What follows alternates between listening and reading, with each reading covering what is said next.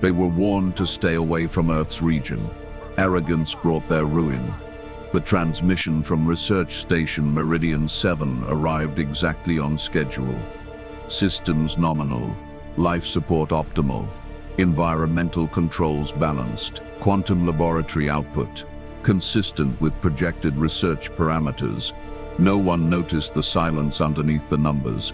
It took 47 seconds for the automated monitoring network to flag the anomaly. Not an emergency, not a failure, something subtler. The station's environmental systems had adjusted for zero biological occupancy. The life support had compensated for the absence of 247 breathing organisms, shifted its atmospheric recycling to preserve rather than actively sustain.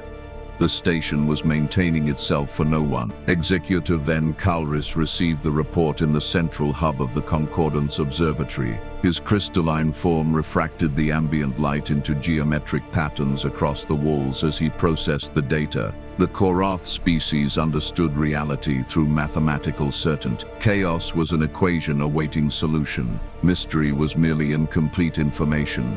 This should have been simple. Replay the transmission sequence, he instructed his assistant. The holographic display showed the same data from three angles. Station Meridian 7 continued broadcasting its status every 12 minutes. Every system online, every protocol executed perfectly. Temperature maintained at optimal levels for its multi-species crew. Gravity consistent. Radiation shielding at full capacity. But the biosignature sensors, the ones that track movement, respiration, neural activity, those showed nothing. Not failure, not malfunction. Absence. Send a reconnaissance vessel. Ven ordered. Full investigative authorization, and assemble a team. His assistant's form flickered with uncertainty. Sir, should we not wait for?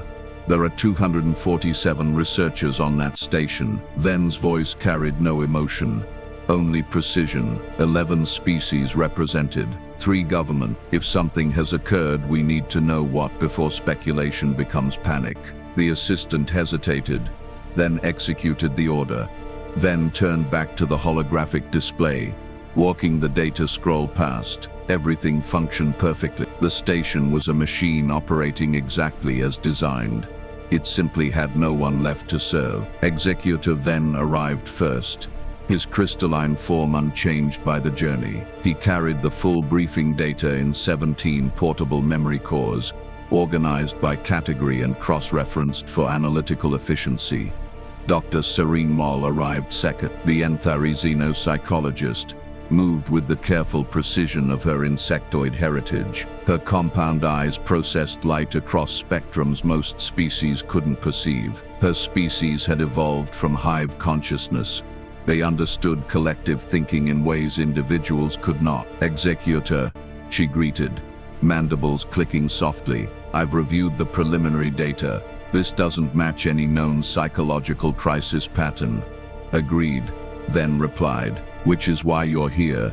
Technician Kos Brevin materialized from the environmental systems access corridor. The Venan engineer's amphibious form was contained in a mobility suit that allowed him to transition between aquatic and atmospheric environments. He carried a field diagnostic kit that looked older than most of the station's equipment. If it's technical, Kos said, I'll find it. Stations don't lie to engineers.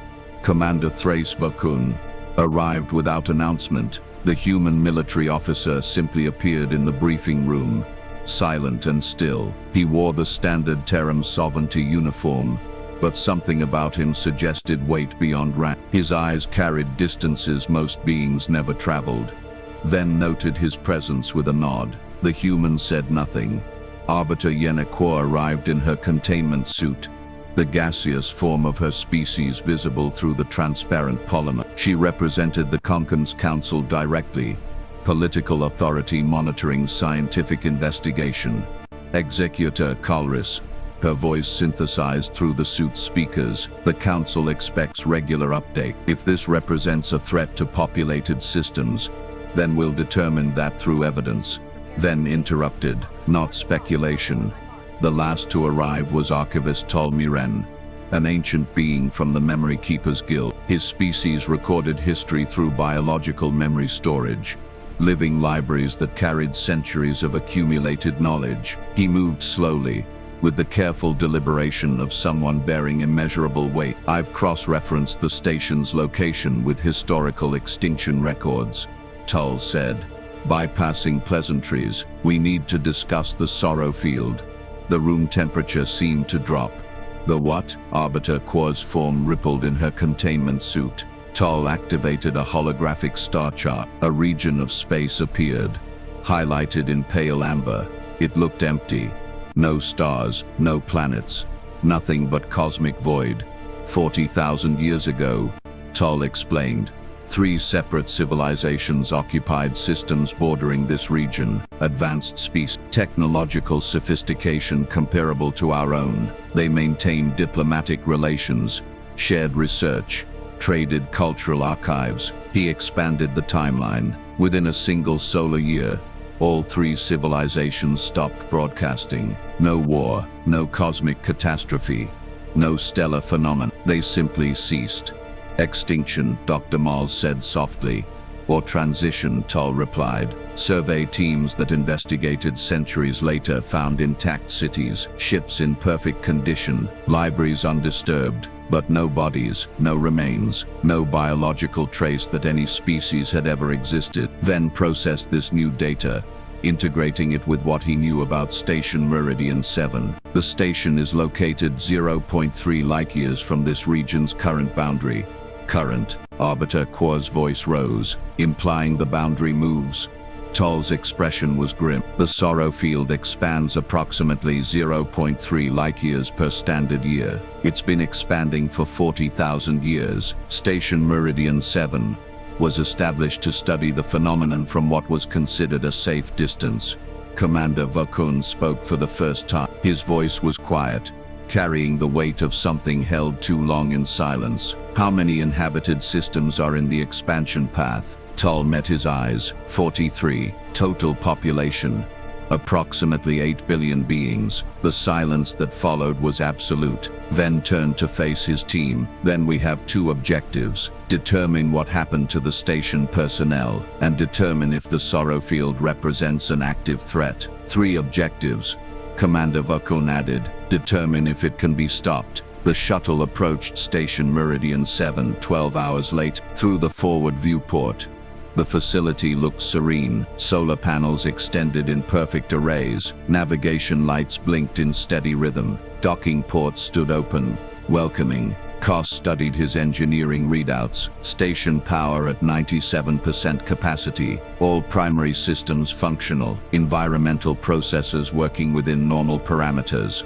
Life signs? Dr. Mal asked. 0. Koss's webbed hands moved across the controls. But here's what's strange. The station's environmental systems are running in preservation mode. It's maintaining atmosphere and temperature, but not actively cycling for biological occupancy. Meaning, Arbiter Qua pressed.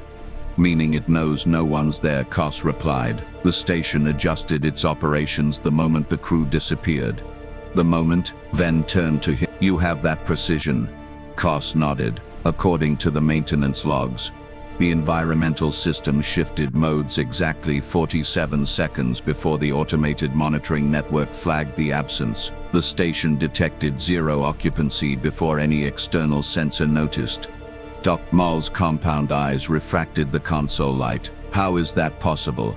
It's not, Koss said flatly, not with organic sensors, unless whatever happened registered first as a change in environmental demand. Less oxygen consumed, less heat generated, less carbon dioxide expelled. The station felt them vanish.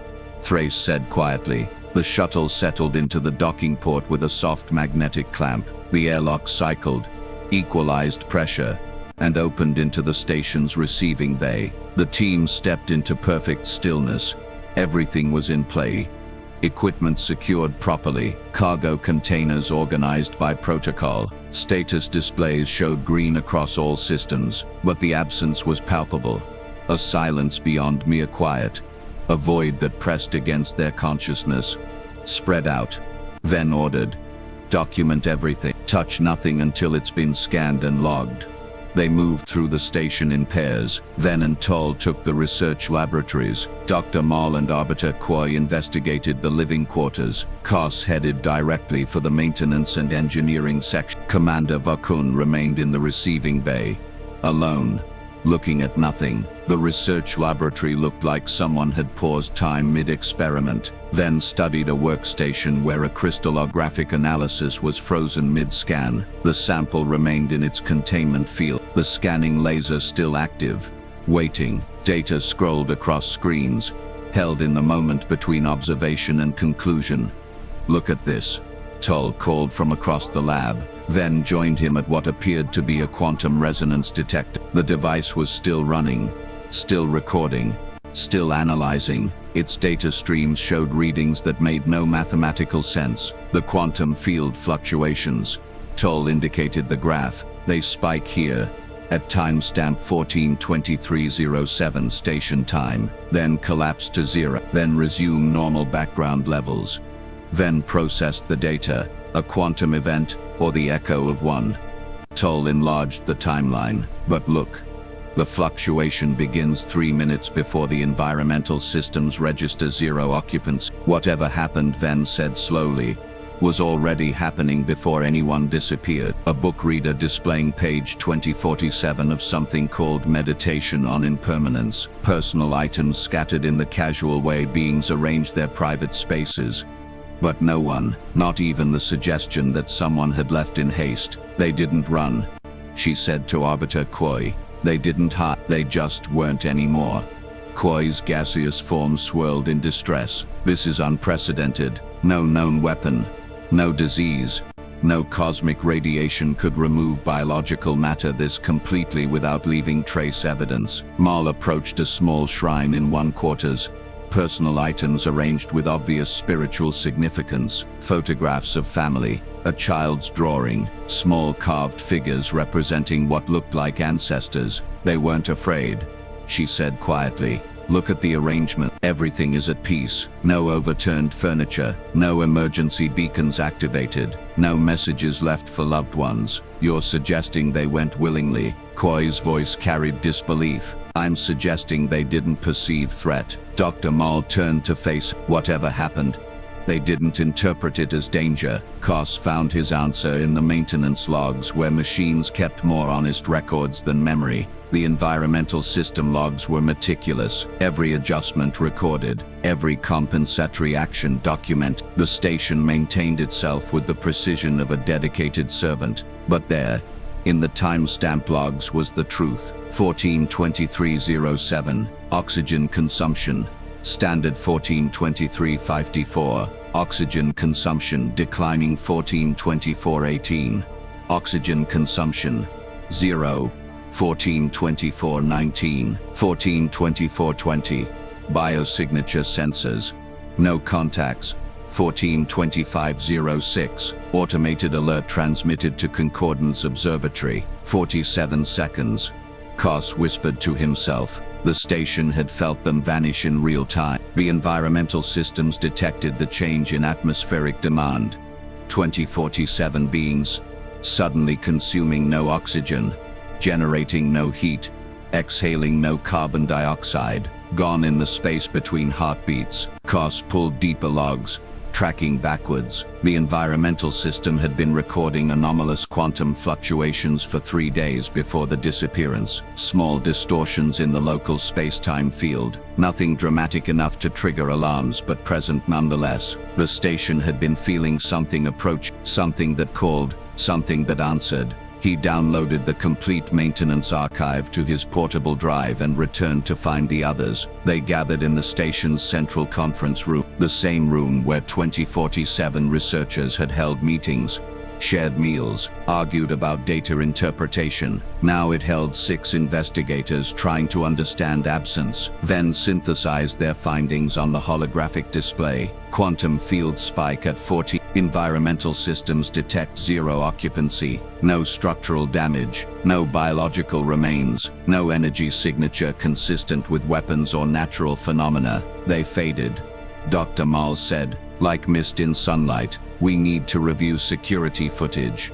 Arbiter Koi insisted. Visual confirmation of the event. Kos accessed the station's security network. Cameras covered every major section.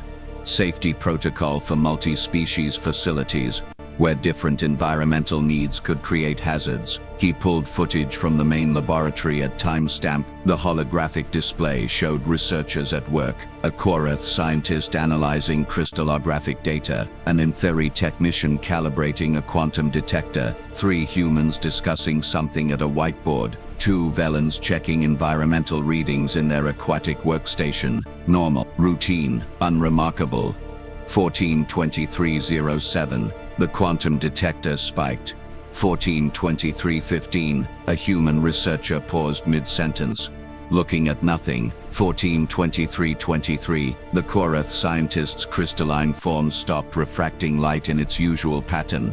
14:23:42, one of the humans smiled, softly, as if recognizing something. 14:23:54, they began to fade, not vanish instantly, not teleport, fade like watercolors in rain, like morning mist, like memories at the edge of sleep. By 14:24:18, the laboratory was empty. The security footage continued running, showing perfect equipment, complete experiments, and absolute absence. Dr. Mal made a sound that might have been a prayer in her species language. Arbiter Koi's containment suit trembled. What was that? Play it again, Commander Vokan said. His voice was still quiet, but something in it commanded attention. Kos replayed the footage. They watched 2047 beings fade from reality for the second time. There, Vokan pointed. Timestamp 14:23:33. The human on the left. Kos isolated the image and enhanced it. The human's face showed recognition, not fear, not confusion, recognition. The expression of someone seeing something they'd been expecting, something they'd perhaps been waiting for. They knew. Dr. Mal whispered. Some of them did. Vokan corrected. He stood and walked to the viewport, looking out at the stars, which means this has happened before. Tal Muran accessed the station's research archives while the others processed what they'd witnessed. His species specialized in pattern recognition across vast timescale. If this had happened before, there would be echoes. He found them. Executor, he called out, you need to see this. The team gathered around his display. Tal had pulled research files dating back 60 years. The earliest surveys of the Sorrow Field. The first expedition to investigate the extinct civilizations was sponsored by the Terran Sovereignty. Tal explained. Humans explored the empty worlds, documented the intact cities, analyzed the absence. He pulled up expedition report. Teams of human researchers moving through alien cities frozen in time, buildings untouched, technology still functional, art still displayed in museums, children's toys still arranged in playgrounds, but no one, nowhere, nothing lived. The human expedition lead was a xenoarchaeologist named Marcus Vokan. Tal continued. He spent 3 years studying the phenomenon. His final report concluded that whatever happened was not destruction, it was transition. Commander Vokan's stillness became absolute. Dr. Mal turned to face him. Marcus Vokan, relation, grandfather. Thrace's voice was barely audible. He died 40 years ago. I was 12. Executor. Tal pulled up another file. Marcus Vokan's personal logs were sealed under Terran sovereignty, security protocols, but Station Meridian 7 had archived copies for research purposes. He opened the logs. Marcus Vokan's face appeared in the holographic display, older, weathered, eyes carrying the weight of something vast and incomprehensible. Research log, final entry. Marcus said, I've spent 3 years walking through the memories of extinct civilizations. 3 species, each advanced, each thriving, each with every reason to continue existing, and all 3 chose to leave. He paused, struggling with something. I don't think they died. I think they heard something we couldn't. A call, an invitation, a promise of something beyond the suffering that comes with consciousness, with memory, with grief. Marcus looked directly into the camera. The sorrow field isn't a phenomenon, it's an offer, and I believe humanity will face it eventually. When we do, I hope we're wise enough to understand what it means to carry sorrow instead of surrendering to it. The log ended. The silence in the conference room was suffocating. He knew. Arbiter, 40 years ago. Humans knew this was coming. Commander Vulcan turned from the viewport. His face was carefully neutral. But something profound moved behind his eyes. Yes, he said simply. And you? Ven's crystalline form seemed to sharpen. Did you know? Thrace met his gaze directly. I knew my grandfather discovered something that changed him, something that made him spend his final years teaching humanity how to grieve without breaking. I knew he established protocols that didn't make sense to anyone but him. What kind of protocols? Dr. Mull. Thrace was quiet for a long moment. When he spoke, his voice carried the weight of something held in trust for decades. Mourning protocol, he said. The systematic training of human consciousness to bear grief without surrendering to it. My grandfather didn't invent, he discovered what the sorrow field was calling toward. And he taught humanity how to answer without vanishing. You're saying humans can survive this, Arbiter? Kor's form swirled in agitation. That you've known about this threat for 40 years and said nothing? We said nothing, Thrace replied. Because there was nothing to say that could be understood without experiencing it. The sorrow field doesn't kill, it calls. It offers release from the burden of consciousness. Most species, when they hear it, choose to answer. He walked to the holographic display showing the empty laboratory. Look at their faces. That human smiled. They heard the call, and they chose to go. The sorrow field offers an end to suffering, to loss, to grief. It offers peace. Then why didn't humanity answer? Ven demanded. Thrace turned back to them. Because we learned something that the extinct civilizations didn't. We learned that grief is the price of love, loss is the cost of connection, and some things are worth suffering for. The team returned to Outpost Sigma to find emergency protocols activate. Word of Station Meridian 7's fate had leaked beyond Concordance intelligence networks. Panic was spreading through populated systems in the sorrow field's expansion path. Arbiter Kor was immediately summoned to an emergency council session. The political machinery was activating. Evacuation plans, resource allocation, crisis management frameworks. But Ven had different priorities. Commander Vulcan, he said as they disembarked, you're going to explain mourning protocol in detail. Now. They convened in a secure briefing room, just the core team. Then, Dr. Mull, Tull, Kuss, and Thrace. The human commander accessed his personal data archive and projected files that carried the highest classification levels in Terran sovereignty security. 60 years ago, Thrace began. My grandfather's expedition discovered the truth about the sorrow field. It's a quantum phenomenon tied to consciousness itself. When beings die, their consciousness creates quantum echoes, information patterns that persist in space-time. He showed them data beyond most species' comprehension, quantum field equations, consciousness resonance patterns, something that looked like a memory but existed as mathematical structure. The sorrow field is where those echoes accumulate. 40,000 years of deceased consciousness from 3 entire civilizations, trillions of beings worth of memory, grief, and loss, existing as quantum information. Dr. Mull leaned forward. You're describing an afterlife. No, Thrace shook his head. Not life after death, just information, echoes, shadows of what was. The sorrow field doesn't contain consciousness.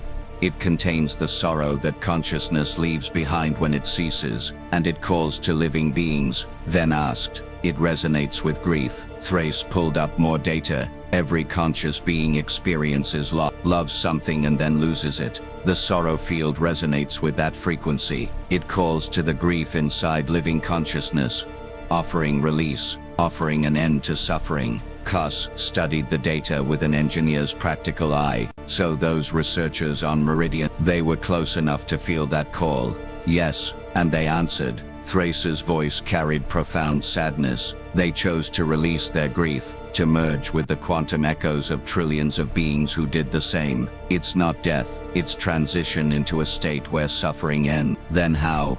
Ven demanded. Do humans resist? Thrace was quiet for several seconds. We don't resist it, he finally said. We carry it, He activated another file. Images appeared. Humans in meditation chambers, training facilities, something that looked like memory archives. Morning protocol trains human consciousness to experience grief fully without surrendering to it. We learn to remember the dead without joining them, to feel loss without choosing oblivion. Dr. Mull watched the training footage, humans sitting in perfect stillness while neural data showed extraordinary activity, consciousness patterns that shouldn't be possible. "You're teaching yourselves to bear unbearable weight," she said softly. "Yes," Thrace met her eyes, "because someone has to. The sorrow field expands because grief is infinite, but it can be carried. My grandfather discovered that human psychology, shaped by our particular evolutionary path, has a unique capacity for this. Why didn't you warn the other species?" Tull asked. Not accusation, genuine question. "Because we couldn't," Thrace replied. "Morning protocol requires fundamental restructuring of how consciousness processes loss. It takes years of training, decades of practice. It can't be explained. It has to be experienced, and most species wouldn't choose it even if they could." He gestured to the security footage from Meridian 7. "Those researchers felt the call and chose peace, release from burden. That's not weakness, that's a valid choice. Humanity's choice is different. We choose to carry the burden so others don't have to feel the weight of it." Venn processed this information through his mathematical framework. "You're describing weaponized grief." "No," Thrace's voice hardened. "We're describing voluntary sacrifice." He accessed another file. A roster appeared.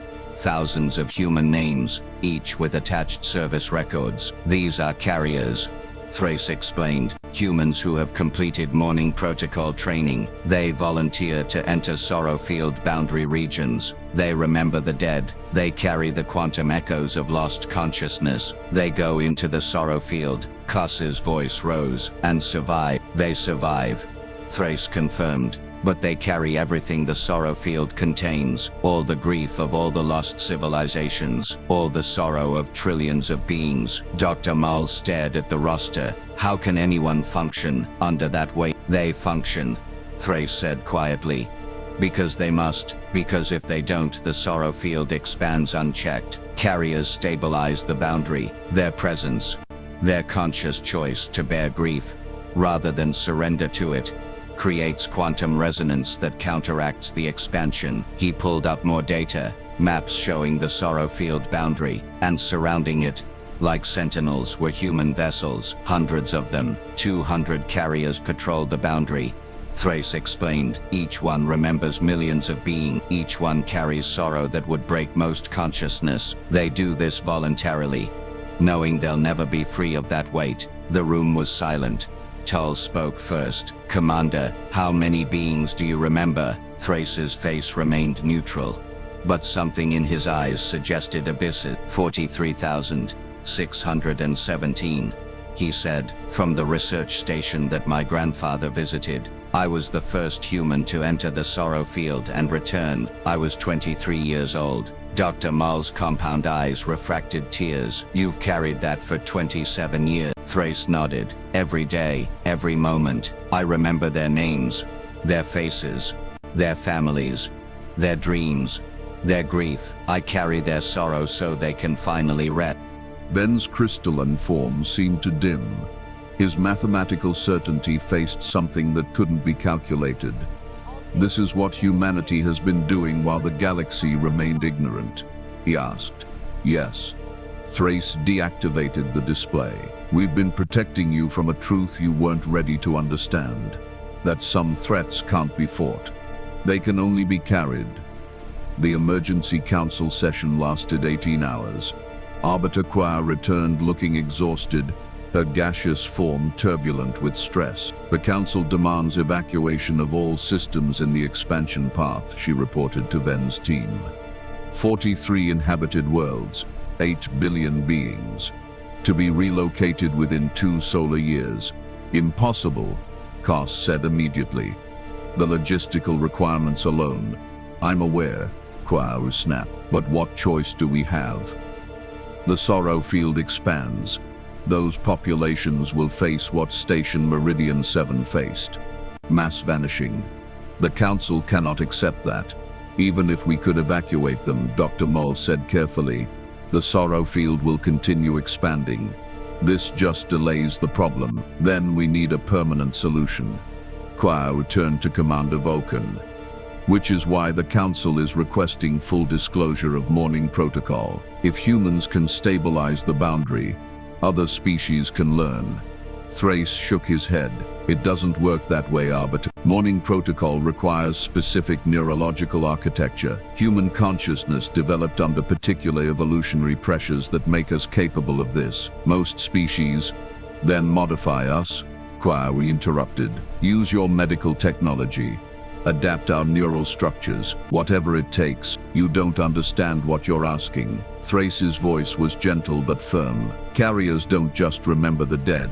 They become living memorials. Every moment of every life that the Sorrow field has absorbed floods into their consciousness. It's not like accessing a database. It's like experiencing every death simultaneously and continuously.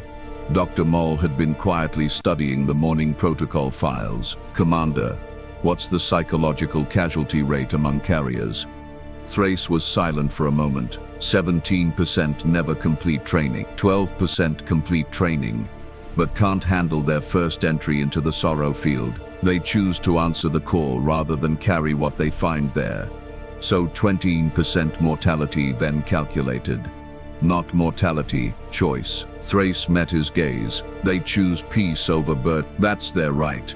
And those who become carriers, Dr. Mole pressed, what's their psychological stability profile? Thrace's expression became carefully neutral. They function, they serve, they carry what they must. That's not an answer. It's the only answer I can give. Thrace stood. Arbiter Quire will transmit a formal recommendation to the Concordance Council. Humanity will offer to deploy additional carriers to stabilize the boundary around threatened systems. We'll also offer to train volunteers from other species, but with full disclosure of the psychological cost. How many volunteers do you expect? Quire asked. None. Thrace said simply, once they understand what carriers bear, no rational being would choose it. He left the briefing room. Dr. Mole looked at Ven. Executor, I'm going to volunteer. The protest from the team was immediate and unified. Dr. Mole, you can't possibly, Arbiter Quire began. I can and I will. Serene's voice was calm. I'm a xenopsychologist. If any non-human consciousness can adapt to Morning Protocol, it would be someone trained in multi-species cognitive patterns. You heard Commander Vulcan then said, the psychological cost is immense. You could be lost to the Sorrow field. Someone has to try. Dr. Mole turned to face them. If the only way to protect the galaxy is for one species to bear this burden alone, we've failed as a civilization. Humans shouldn't have to carry this weight alone. Koss approached her carefully. Serene, you're asking to remember the grief of trillions of beings, to carry their sorrow forever. Why would you choose that? She looked at him with her compound eyes that saw across spectrums most species couldn't perceive. Because I've spent my career studying how different species process loss and connection, and I've learned that grief is the universal language of love. Every species that loves something will lose it eventually. That sorrow connects us all. She gestured toward the viewport showing the stars. If humanity can carry that sorrow so others don't have to, then humanity is performing the greatest act of compassion in galactic history. But compassion shouldn't be a burden only one species bears. Dr. Mole Tull said quietly, the N3 process memory through collective consciousness. Your species evolved to share experiences across the hive. If you become a carrier, you'll carry alone. You'll be severed from that collective support. I know, her voice held no fear, but my species also taught me that some burdens, when shared, become bearable. Maybe a non-human carrier can teach humans that they don't have to carry alone anymore. Mole's volunteer application 3 hours later. He stared at it for a long time before approving it. They met in one of Outpost Sigma's meditation chambers. Neutral space designed for multi-species spiritual practice. Dr. Mole Thrace, I need you to understand exactly what you're volunteering for. I've read the training protocols, she replied. Reading isn't understanding. He activated a neural interface. I'm going to share something with you. Just a fragment, a single memory from what I carry. Commander, I don't. You need to know. His voice was firm but not unkind. If you still want to volunteer after this, I'll approve your training. He initiated the interface connection. The memory flooded into Dr. Mull's consciousness, a being she'd never met, a species she'd never encountered. Its name had been Torvin Kellis, male, crystalline species, not Kareth. Something older. He lived on a world of purple skies and silver water. He had 3 children. He loved his bonded partner with intensity that made photosynthesis seem dull. He studied quantum mechanics. He played a musical instrument that humanity had no name for. And he transitioned into the sorrow field 40,000 years ago. His grief washed over Dr. Mull. Grief for the life he was leaving. Grief for the children who would forget him. Grief for unfinished research. Grief for moments never experienced. Grief for... Thrace severed the connection. Dr. Mull collapsed, her insectoid form trembling. Tears, a feature not all species possessed, leaked from her compound eyes. That was one being, Thrace said softly. One grief. I carry 43,617 of those, every second, every moment, awake or sleeping. He knelt beside her. And I'm one of the least burdened carriers. Some remember millions. They function. But function is different from living. Dr. Mull struggled to process what she'd experienced. The grief of one stranger had nearly shattered her consciousness. How, she gasped, how do you survive? By remembering why we carry it. Thrace helped her sit up. We carry so they can finally rest. Torvin Kellis's consciousness no longer suffers. His grief is mine now. He's at peace. That's not peace. Dr. Mull whispered. That's just transferring the burden. Yes, Thrace nodded. But someone has to carry it. Otherwise it calls to others. The sorrow field expands. More beings hear that call and choose release. Someone has to be strong enough to say, I'll carry this so you don't have to. Dr. Mull took several minutes to recover. When she spoke again, her voice was steady. I still volunteer. Thrace studied her carefully. Why? Because I just felt one being's grief, and you carry 43,000, and you still function, still serve, still protect. She met his eyes. That's not just strength, Commander. That's hope. Hope that consciousness can carry unbearable weight and still choose to exist.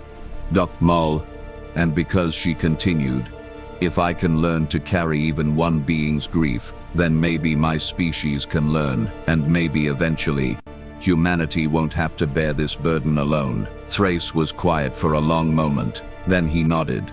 Training begins tomorrow. It will take 6 months minimum, maybe longer for non-human neurology. You'll learn meditation techniques that reshape consciousness. You'll practice holding grief without surrendering to it. You'll be monitored constantly.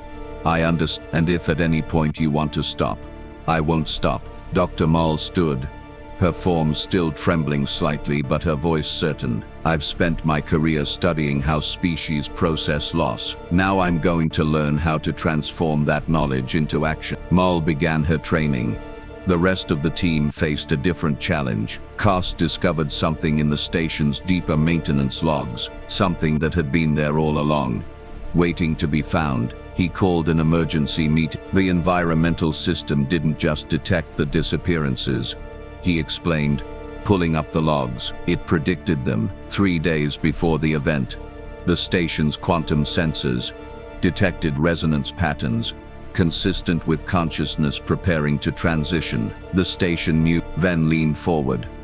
The station felt something approaching. Koss highlighted the data streams, but there's more. The quantum resonance patterns match something in the historical database, something from 40,000 years ago. Toll accessed his archives immediately. The Memory Keepers Guild has fragmentary records from the extinct civilizations. What are we comparing? Koss overlaid the datasets. The match was precise. The same quantum signature that preceded Station Meridian 7's disappearance appeared in all 3 extinct civilizations, 3 days before they vanished. It's a warning, a precursor. The sorrow field, doesn't just call randomly, it resonates, builds, amplifies, and then offers the invitation. Arbiter Core processed this, so we have a 3-day warning window before any population faces the call.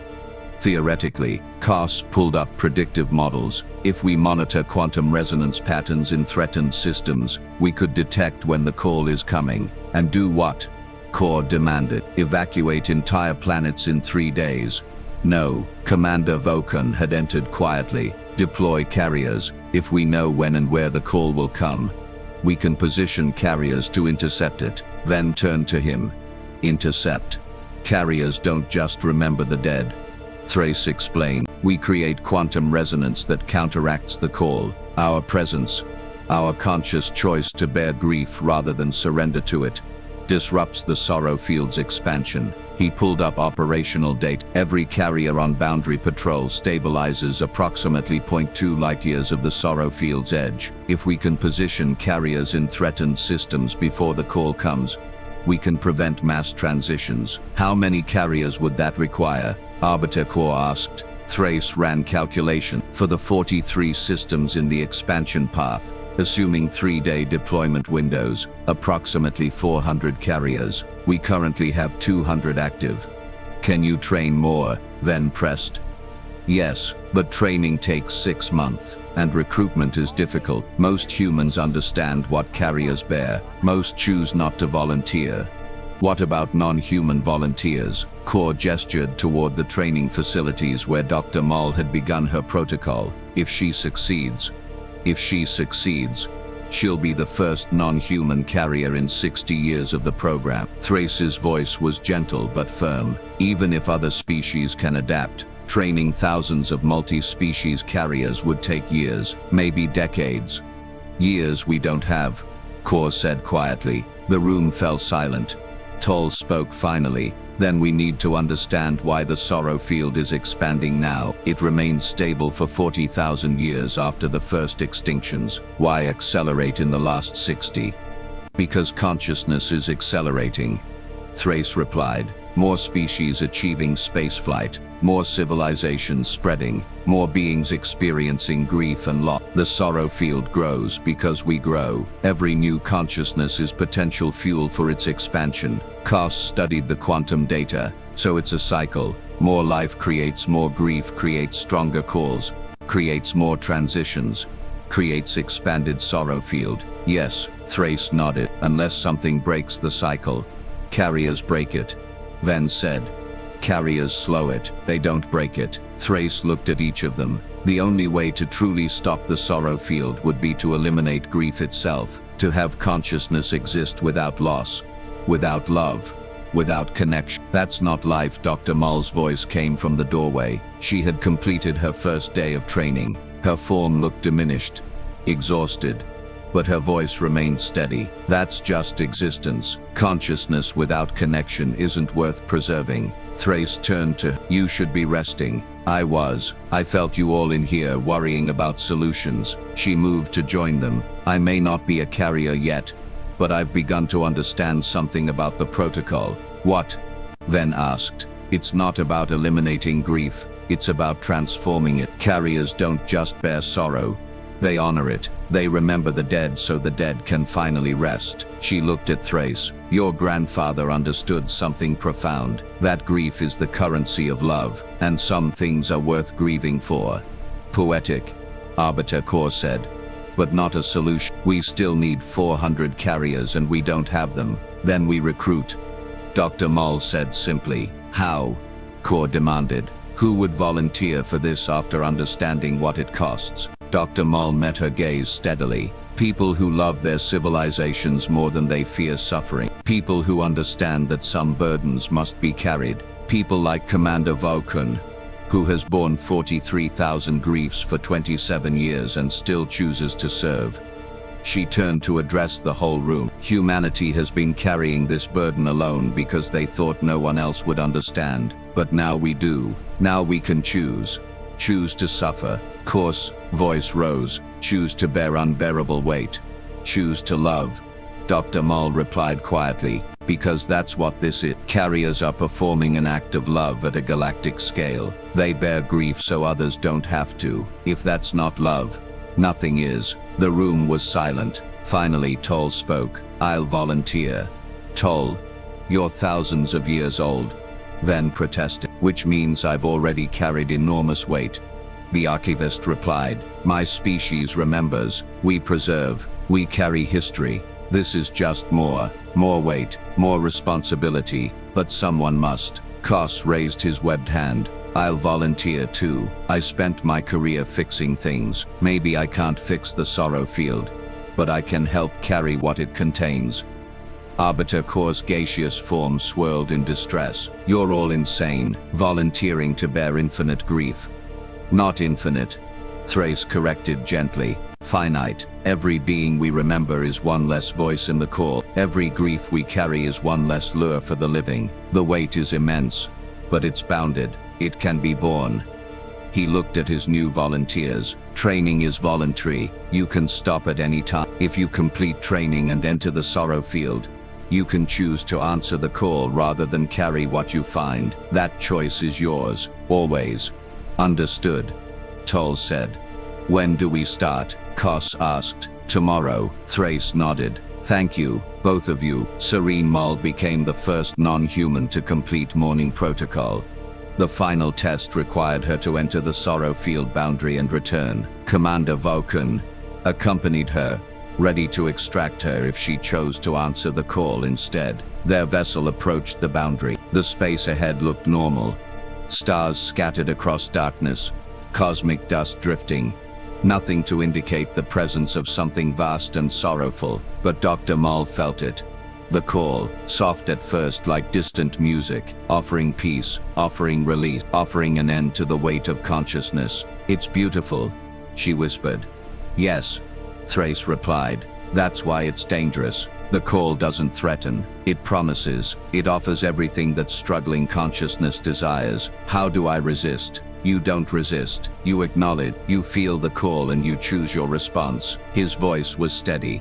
A guide through darkness. Remember why you're here. Dr. Mull closed her compound eyes. She felt the call intensifying. The promise of peace washed over her. No more struggle. No more fear. No more grief. And then she felt something else. Memory. Not her memory. Someone else's. A being from the sorrow field. A scientist from a species that no longer existed. Female. Researcher. She had studied quantum biology. She had loved her work, and she had chosen to leave because the grief of existing had become too much. Dr. Mull felt that grief, felt the exhaustion, felt the weight that had driven this being to answer the call, and then she made her choice. I remember you, she said softly. I carry your grief now. You can rest. The memory stabilized, became part of her consciousness. The being's sorrow became hers to bear. She opened her eyes. The call was still there, still beautiful, still promising peace, but she chose burden over release. Take us back, she said to Thrace. Relief flooded his face. You did it. I remember one. Her voice was shaking. Just one. And the weight is, I understand now. I understand what you carry. They returned to the vessel. Dr. Mull collapsed trembling, but she had succeeded. The first non-human carrier had been born. Toll and Kos completed their training 3 months later. Both succeeded in their entry tests. Both chose to carry rather than surrender. Together, the 3 non-human carriers remembered 17 beings between them. It was a beginning. Word spread through the Concord, slowly at first, then faster. Volunteers came forward, some from species no one expected, some from worlds threatened by the sorrow field's expansion, some who simply understood that this burden needed to be shared. Not all succeeded. The mortality rate remained consistent. 29% chose peace over carrying, but those who succeeded became something new, not just carriers, bridge builders, proof that the burden could be shared across species, across consciousness types, across the vast diversity of sapient life. 1 year after Station Meridian 7's disappearance, the carrier program had grown to 400 volunteers. 53 were non-human. They deployed to threatened systems, positioned themselves at the boundary, waited for the call, and when it came they answered not by surrendering, but by carrying. Executor Ven Kalris stood in the observation deck of Outpost Sigma, watching carrier vessels depart for boundary patrol. His crystalline form refracted the light, casting geometric patterns across the wall. Commander Thrace Vokan joined him silently. "I've been calculating the mathematics of grief," Ven said without preamble, "trying to understand how consciousness can bear unbearable weight." "Any conclusions?" Thrace asked. "Mathematics fails." Ven turned to face it. "There is no equation for what you carry, no formula for transformation of grief into purpose. My species processes reality through certainty. This is certainty's edge, where calculation ends and faith begins." Thrace was quiet for a moment. "What will you do?" "I volunteered for training," Ven replied. "I cannot calculate the burden, but I can choose to bear it." "Executor, you don't." "I do." Ven's voice was firm. "I've spent my life understanding reality through mathematics. Now I'll learn to understand it through grief. Perhaps my species' particular consciousness, our certainty-based processing, will offer something unique to the carrier program." Thrace extended his hand, then took it in a gesture of solidarity that crossed species boundaries. "Training begins next month. Thrace, I'll oversee your protocol personally." "Thank you, Commander." They stood together, watching ships depart to carry what most beings couldn't imagine bearing. "The sorrow field has stopped expanding," Ven observed. "For now," Thrace nodded. "The current carrier deployment stabilizes the boundary, but as more civilizations emerge, as more consciousness enters the galaxy, the pressure will increase. Then we'll train more carriers." Ven said simply, "This is the burden of consciousness. We love, we lose, we grieve. Someone must carry that weight. Better it be those who choose it willingly than those who suffer it unknowingly." 2 years after the disappearance of Station Meridian 7, a memorial was established at the boundary of the Sorrow Field. Not a monument, not a structure, a living memorial. 200 vessels patrolled the boundary, each carrying one or more carriers. Each carrier remembered thousands or millions of beings. Each chose to bear grief so others wouldn't have to. Inside those vessels, consciousness carried unbearable weight, but they carried it willingly. Dr. Serene Mall now remembered 4,063 beings, their names, their faces, their griefs. She carried them with the same care she had once reserved for her research. Each morning she meditated, honoring their memories. Each night she rested, knowing they rested through her choice. Technician Kos Brevin remembered 2,891 beings, engineers and builders, and creators from species that no longer existed. Their innovations lived in his memory, their frustrations and triumphs echoed in his consciousness. He carried them with an engineer's precision, each memory maintained like a perfectly calibrated system. Archivist Tal Miran remembered 18,442 beings. His species already carried history. Now he carried grief. The weight was immense, but his consciousness was old and strong. He bore it the way mountains bore snow, inevitably, eternally, without complaint. Executor Ven Kalris completed training 6 months later. He entered the Sorrow Field and emerged remembering 1,247 beings. Mathematical certainty finally met something it couldn't calculate, and in that meeting, Ven discovered a truth beyond equations. Some things can only be born, not solved, not calculated, not defeated, simply carried. Commander Thrace Vokan stood alone in his quarters. 5 years after Station Meridian 7's disappearance, he now remembered 43. The number had grown as he continued boundary patrols, continued entering the Sorrow Field to stabilize new regions. The weight was immense, but it was bearable, because he didn't carry it alone anymore. 400 carriers, 12 species represented, each one choosing burden over peace, each one remembering the dead so the living could continue. He opened a communication channel to his grandfather's memorial archive. Marcus Vokan's final message played, the same message he had recorded 40 years ago. "When we do, I hope we're wise enough to understand what it means to carry sorrow instead of surrendering to it." Thrace smiled. "We understand, grandfather. We understand that consciousness, when faced with unbearable weight, has 2 choices: surrender or carry, and that those who choose to carry become something more than individuals, They become memory keepers. They become grief bearers.